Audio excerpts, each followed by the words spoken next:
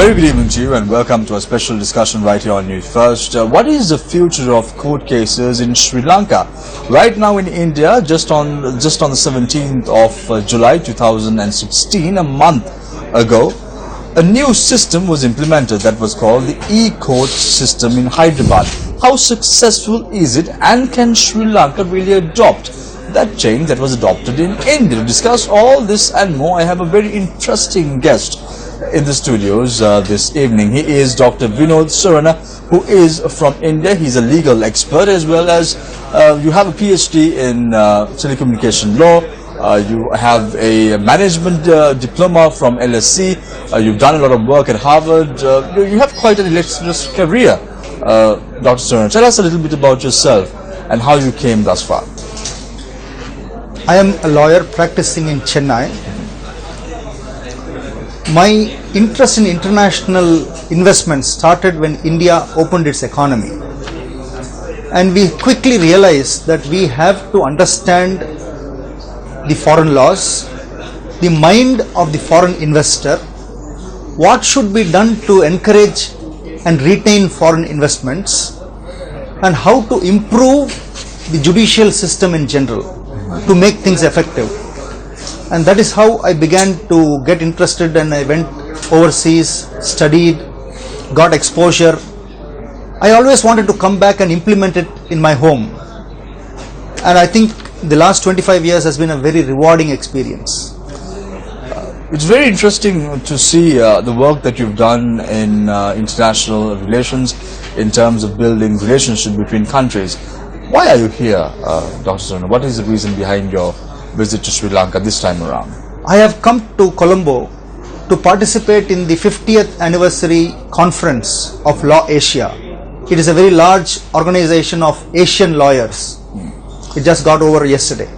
Dr. Surana, an interesting statement was made by Sir Salamo Inijia, who is Chief Justice of Papua New Guinea, who spoke at the Law Asia conference. He said that should the judiciary interact with the executive? Very simple question, no, and it is absolutely no. What is your opinion about this statement that he made? Do you think the executive should interfere with the judiciary of a particular country? I believe that the executive, the judiciary and the legislature should be independent. They can interact but not interfere. If they interfere, the inherent balance gets spoiled, and there is a possibility of problems arising. You speak of investments, you speak of bureaucracy. Let's take a look at India for an example. There's a lot of bureaucracy in India at present. There's a lot of cases that have been corruption riddled over the last few years, in particularly with the previous regime. How can the court system or the judiciary arrest those problems and bring about justice to those masses who really need them? How can you do it? The cases which have come out in the last 5-6 years are because of a structural change which is taking place in India. Information technology, social media, coupled with the Right to Information Act, which was passed in India several years ago, is making things transparent. So people are now beginning to know what happened, how it happened, and who made it happen. And then they bring this to court, and then the court takes a look at it. So slowly but surely things are getting cleansed because of transparency and governance. There are many cases right now in Sri Lanka where many politicians have been involved over the last few months or so, and the explanation given by the present regime is the fact that the judiciary takes time. It takes time to arrest someone, it takes time to put someone behind bars, it takes time for investigations. Is it so? Can't this be done quickly and the investigations expedited and the court cases expedited into these issues, into these cases? Can't it be done? The steps which you mentioned, investigation, prosecution, evidence, all those things, the steps cannot be done away with. But it can certainly be made much more efficient. Now, for example, in India we are starting a bold experiment. 1 month ago, India got its first e-court, electronic court. It was inaugurated in Hyderabad, to serve the citizens, or what we call the netizens, of the states of Andhra Pradesh and Telangana. On what happens here is, they have an electronic internet platform where the courts, the prosecution, the police, the investigation agencies, the forensic laboratories, they all come on the same platform. So what happens is, the time taken to interact and coordinate between these agencies is done away with. I will give you an example. There is a case of theft. You take some samples from the scene and send it to the laboratory for fingerprint testing. The laboratory sends the report to the prosecutor, who shares it with the police, who then shares it with the courts. Now this takes time. Now in the new system, the laboratory sends the report by the click of a button, and it reaches the prosecutor, the court, and everybody else concerned. The defense gives its response in writing. It is immediately shared with the court and the prosecution. So work happens even when the courts are on leave. It happens 24 hours. So a lot of efficiency is coming in and inefficiency is taken out. It sounds all good, but is it going to work? We will have to wait and watch. What we know for sure is that the system as it has worked in the last 70 years has not delivered. So we know that as it is existing today, it doesn't work. So now we are going to do this bold experiment to see how we can use the power of information technology to quicken things up. And I am very confident that with technology and speed, things will start moving faster. There is a backlog of cases in Sri Lanka as well as we speak right now, Dr. Surana.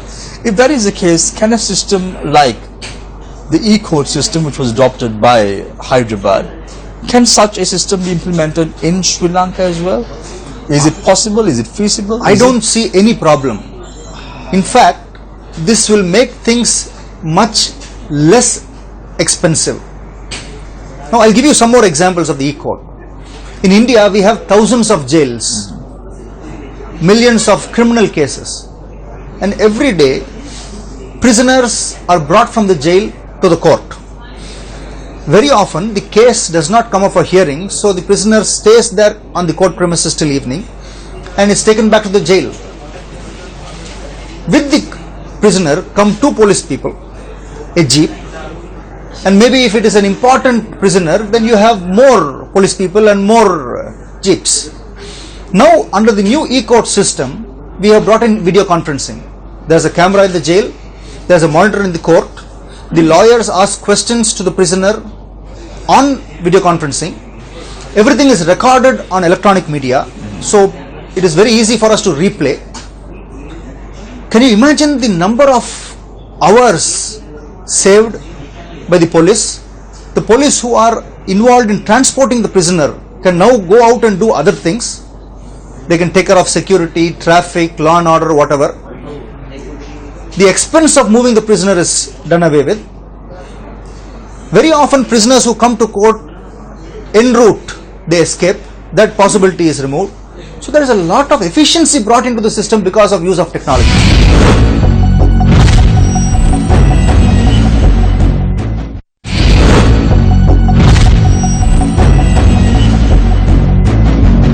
You talk about efficiency that has been brought forward as far as the judicial system in India is concerned. However, this particular project has only been launched in Hyderabad and not covering the entire country as a whole. Right. But why is that? If it's such an efficient system, if that is the future, why only Hyderabad? Why only focus on two provinces? What is the reason behind it? It is a pilot project. So what happens in Hyderabad, it will be seen, tested. If any improvements are to be made, it will be made. And once the pilot project is proved, then it will be replicated across the country. So it is a pilot project. Can such a system be adopted practically across India? Can it be done? We're talking about many states, we're talking about a federal government that is in play, we're talking about the political problems in India, we talk about the corruption, the cases, the millions of cases that you're referring to. will it be practically implemented in a country like India? Can it be done? I believe it can be done, and I'll give you a few reasons. See, whenever there is a point of interaction between a person in authority and a common man, it is a possible point of corruption. Corruption here does not necessarily mean bribery. It can mean abuse of power, it could mean misuse of power. Corruption comes in many forms. So, when you bring everything on an electronic platform and remove the reason for interface between the person in power and the common man, you reduce tremendously the scope for corruption. Second, one more very important thing which is happening in India is the central government is putting together a very large project called LIMS, Legal Information Management Briefing System. What this does is, all the central government cases all over the country which are filed by the government or against the government, information is fed into this online system. Then a team of experts, legal experts and management experts, analyze this entire data, and then they take decisions at a central level. These cases have no merit, withdraw them. This case is weak, settle the case. This case is strong, pursue the case. So in the last few months, the system is being put together, and you will understand the significance when you know that more than 50% of all cases pending in India involve the government. However, through the e-court system that won't happen, because it's going to be video conferencing, and the involvement of the petitioner is going to be very, very minimal, isn't that? That's right. And I'll give you an interesting development. Recently in the United Kingdom, they have launched a video game called LIP, Litigant in Person. So, a person can play this video game and will take the player through every stage, from the pre-filing to the filing to the arguments to the appeal. It will take the litigant through the entire process by way of a game. And therefore we are going to use a lot of multimedia and technology in training the litigants, the common man, because the legal literacy is very important. But again, in a country like India, where the literacy rate is quite challenging at the moment, I'm trying to figure out how successful it's going to be in India. It's like playing a game on the iPad. You use gestures, motions with your fingers. It uses face recognition technology, things like that. Similarly, I believe when you go to the e-court system, it will prompt you, tell your name, tell your age, what is your problem. It takes you through the whole process. And that is why I said they are doing a pilot in Hyderabad to try to perfect the system before replicating it in other parts of the country. Talking about bureaucracy, you speak about investor relations, how important is it for a country to develop if in a very macro and even a micro level environment. How important is it for a country like Sri Lanka, 7 years following the end of the conflict, to minimize bureaucracy and have a sound environment for investors to come in and invest? How important is it? It is a very simple answer. Higher the bureaucracy, lower the investment. Now, if I am an investor, why will I take money to a country and go through a very difficult process to put the money, do business, and go through an even more difficult process to take the money out? It doesn't make sense. Today, in the world of globalization, countries are competing with each other to attract investments. So if you want to attract investments, you have to make bureaucracy the minimum. You have to enable the investors. Now I'll give you an example. In India, things are being made very simple in the last 2 years. In the last 18 months, the central government has repealed almost 1,200 laws which were found to be inadequate, old or unnecessary. So when the number of laws are being reduced at this speed, it makes it easier for somebody to come in and understand the system. Similarly, we are introducing e-governance in various departments at the state level and the central level. For example, if you have to start a business, you have to take a permission from the Pollution Control Board, you have to go register with the land authority, you have to make a application to the electricity board. so many applications. We are trying to reduce the number of applications from 100 to 75 to 50 so that the investor concentrates on doing his business and puts in less and less time and effort to comply with regulations. Let's talk about the parliament, which creates new legislation, which creates new laws in a country.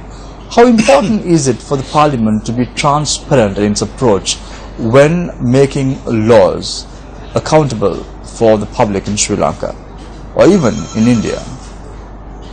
Transparency is fundamental for progress. Wherever there is opaqueness, there is concentration of power. Wherever there is opaqueness, there is confusion. And in confusion and opaqueness, only chaos can thrive, not competition, not progress. So it is very important to be as transparent as possible. Globally, all the companies in the world who are wanting to grow, they are bringing in a code for transparency and corporate governance. So it is very important, whether it is the parliament or a company or even a family, that there must be transparency, because transparency brings in trust. When trust is established, many things are accomplished very easily. I'm asking you this question, Dr. Vinod, because a few days ago, Sri Lanka passed the Office of the Missing Persons Bill. Parliamentarians were creating chaos in Parliament, and because of that, the bill was passed in a very hasteful manner, and individuals were not really able to know what the contents of the bill is. In your experience, what must the people do in an event like that when they're not even aware of the legislation that has been passed in Parliament? In a democracy, the people must not only know what the law is, they must also know why the law is passed. There has to be a debate. In every parliamentary system, there is a debate. Pros and cons are discussed. The disadvantages, they try to reduce them, they try to remove them. The advantages, they try to increase them. So unless there is a proper debate, there will not be a proper understanding. And if there is no proper understanding, implementation will be a problem. And if implementation is a problem, the law does not meet its objective.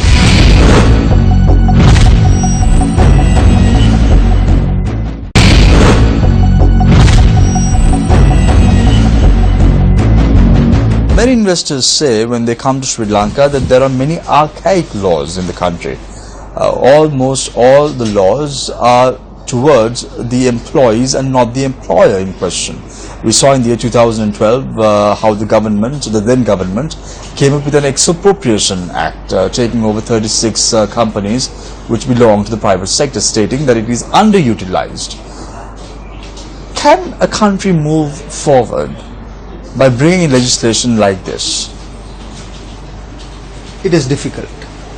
When you start expropriating private property, you create a fear and a doubt in the mind of the investor. The investor does not know whether his investment will be safe. And if he has that doubt, why will he bring the investment in the first place? So, expropriation should not be done in the normal course. I don't think it should be even done in the rarest of courses. When you take a look at Sri Lanka over the last few months, last few years, what is important to understand is how the country is moving forward right now. 7 years following the end of the conflict, people expected there to be FDIs flowing into the country. When there was a change of regime, people expected FDIs to flow into the country. However, things have not progressed as expected. Why do you think the reason for this is? There are several reasons for that. Foreign investments all over the world have slowed down because of the global economic meltdown. So this is a worldwide problem. Now, along with this, there is also increased competition. Every country is competing with the other to attract foreign investments. Some countries are specializing in the service sector, some countries are specializing in the manufacturing sector, some are specializing in the tourism sector. So, there is a lot of competition to attract foreign investments. And if Sri Lanka has to attract foreign investments, it has to become attractive. And to become attractive, the country must have a simple and easy to understand legal system. The country must have a system which guarantees the investor protection for his investments, gives the investor the security or the peace of mind of ease of doing business, and the investor must also have a clear understanding how he can take his profits and capital back. So this is something which Sri Lanka has to learn from other countries and try to make doing business in Sri Lanka easy. What lessons can Sri Lanka learn from the Right to Information Act passed in India? Is it being applied? Is it being practically implemented? The Right to Information Act is one of the most important legislations I believe has been passed in the last 25 years. It empowers the citizen to know. For last 40-50 years, the Supreme Court of India has said that right to information is equal to right to life. And in the recent years, the Indian Supreme Court has said that in today's information technology driven age, where information plays a vital role in the life of all individuals, denial of information to an individual amounts to denial of his or her human rights. So it is a very important legislation which has given power to the citizen. Now it has been used very finely by people in India, and I will give you examples. In the olden days, there used to be a license system. So if you wanted a telephone line, you would make an application and you would have to wait for maybe 5 to 7 years to get the connection. Or you could use it, you want to buy a gas connection, you would have to wait for a long time. But now, with the right to information system, it has become very transparent. So the person who applies first has to be given the connection first. You cannot give out of turn connections, because if you give it, they will put an RTI application, right to information application, and they will find out. And then the person who has given an out of turn connection will be questioned, will be suspended. Similarly, in many of the government entrance examinations to, let us say, the law college, the students use the right to information application to find out who has got how many marks. So after the system has been introduced, it has become absolutely clean. Only merit counts. So the Right to Information Act is a very enabling legislation. A month from now, the UN General Assembly is convening in New York under the patronage of the Secretary General of the United Nations, Ban Ki-moon, who is serving his final term in office. My question to you is very simple, Dr. Vinod. Right now there is international pressure on Sri Lanka to include foreign judges in the accountability process in the country. Given your experience, do you think the inclusion of foreign judges in an accountability process in a country is going to really work?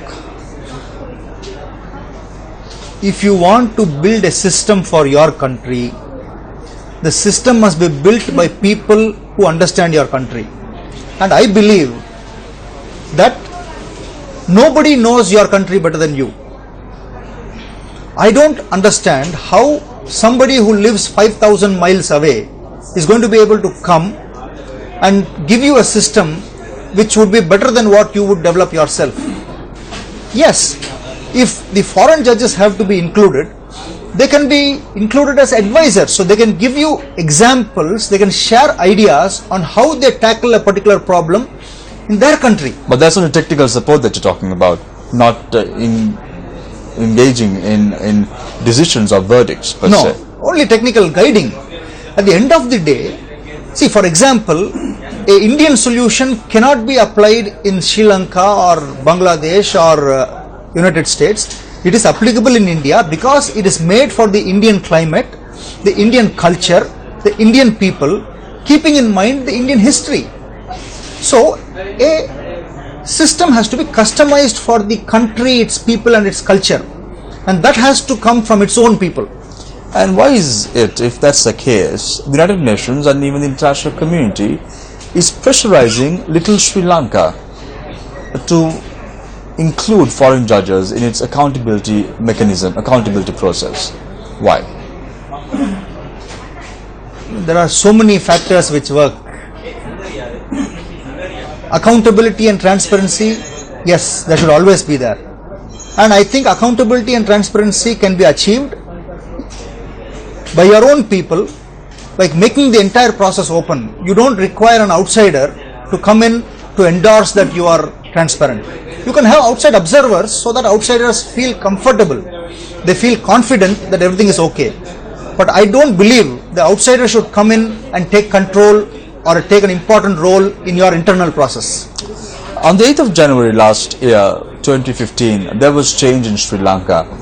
People voted in favor of the present president, Maithripala Sirisena, and brought in change.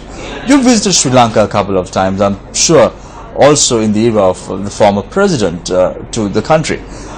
My question to you is, do you see a change in the judicial process in Sri Lanka? Do you see lawyers, the judiciary actively engaging in the country? I have interacted with many lawyers and some prosecutors in the last few days, and they have shared specific examples of how things have changed and how things have not changed.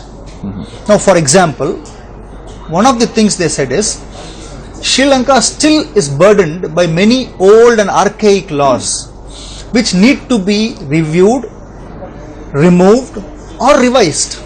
So this is a process which Sri Lanka has to do on its own.